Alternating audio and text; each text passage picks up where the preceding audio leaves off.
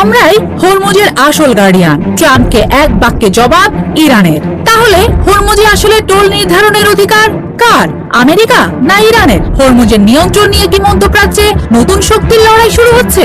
মধ্যপ্রাচ্যের সবচেয়ে গুরুত্বপূর্ণ জলপথ হরমুজ প্রণালী নিয়ে নতুন ঘোষণা দিয়েছেন মার্কিন প্রেসিডেন্ট ডোনাল্ড ট্রাম্প। তিনি বলেন, যুক্তরাষ্ট্র এখন থেকে হরমুজ প্রণালীর নিরাপত্তা নিশ্চিত করবে, আর সেই নিরাপত্তার খরচ তুলতে এই পথ দিয়ে যাওয়া সব পণ্যের উপর 20% পর্যন্ত চার্জ বা ফি আদায় করা হবে। ট্রাম্পের দাবি, হরমুজ খোলা থাকবে, তবে সেই নিরাপত্তার দায়িত্ব নেবে যুক্তরাষ্ট্র, আর এই জন্য সব দেশকে মূল্য দিতে হবে।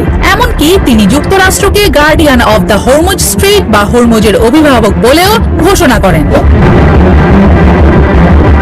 কিন্তু ট্রাম্পের এই বক্তব্যের কয়েক ঘন্টার মধ্যেই আসে তেহরানের জবাব। ইরানের পররাষ্ট্রমন্ত্রী সৈয়দ আব্বাস আরাগচি সামাজিক যোগাযোগ মাধ্যম এক্সে একটি পোস্ট করেন। তিনি লেখেন, যারা নিরাপদে জাহাজ চলাচল নিশ্চিত করে তারা পারিশ্রমিক পাওয়ার যোগ্য।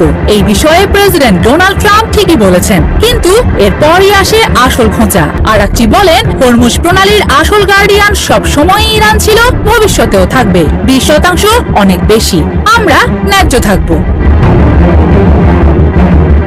একটি মাত্র বাক্যেই যেন ট্রাম্পের ঘোষণাকে ব্যঙ্গ করল তেহরান। এরপরই শুরু হয় নতুন বিতর্ক।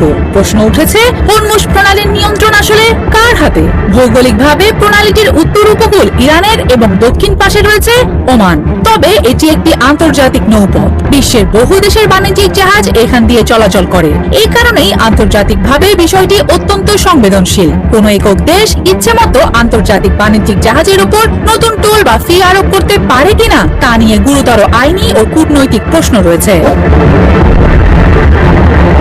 অন্যদিকে বরাবরই ইরানের দাবি, হরমুজের নিরাপত্তায় তাদের ভূমিকাই সবচেয়ে গুরুত্বপূর্ণ। আর যুক্তরাষ্ট্র বহু বছর ধরে বলে আসছে, বিশ্বের জন্য এই নৌপথ খোলা রাখা তাদেরও অন্যতম কৌশলগত লক্ষ্য। ফলে ট্রাম্পের সাম্প্রতিক ঘোষণার পর দুই দেশের অবস্থান যেন আরো মুখোমুখি হয়ে দাঁড়িয়েছে।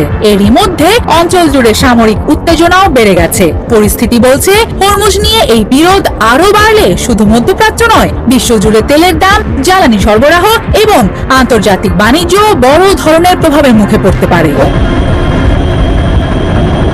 এখন সবচেয়ে বড় প্রশ্ন, ট্রাম্প কি সত্যি তার ঘোষিত 20% চার্জ কার্যকর করতে পারবেন, নাকি ইরান আরো কঠোর অবস্থান নিয়ে নতুন পাল্টা পদক্ষেপ নেবে? হরমুজের এই লড়াই শেষ পর্যন্ত কোথায় গিয়ে থামবে, এর উত্তরই হয়তো বদলে দিতে পারে মধ্যপ্রাচ্যের পরবর্তী অধ্যায়।